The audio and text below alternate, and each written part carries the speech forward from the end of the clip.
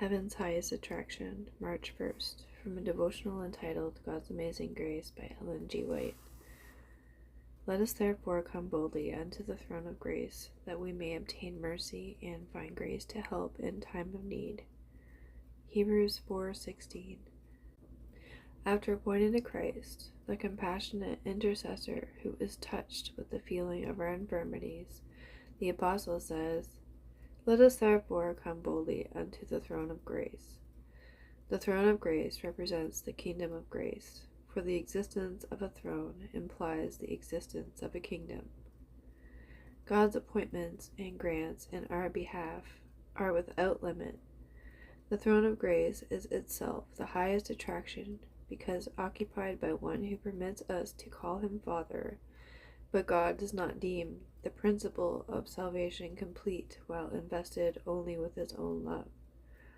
By his appointment he has placed at his altar an advocate clothed with our nature. As our intercessor, his office work is to introduce us to God as his sons and daughters. Christ intercedes in behalf of those who have received him. To them he gives power, by virtue of his own merits, to become members of the royal family, children of the heavenly King. And the Father demonstrates his infinite love for Christ, who paid our ransom with his blood, by receiving and welcoming Christ's friends as his friends. He is satisfied with the atonement made. He is glorified by the incarnation, the life, death, and mediation of his Son.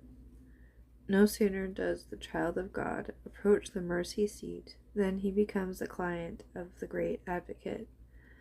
At his first utterance of penitence and appeal for pardon, Christ espouses his case and makes it his own, presenting the supplication before the Father as his own request.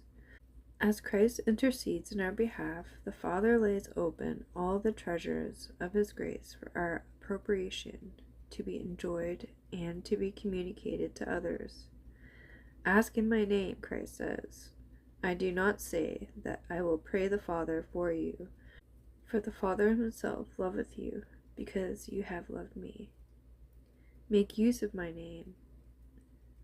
This will give your prayers efficiency, and the Father will give you the riches of his grace.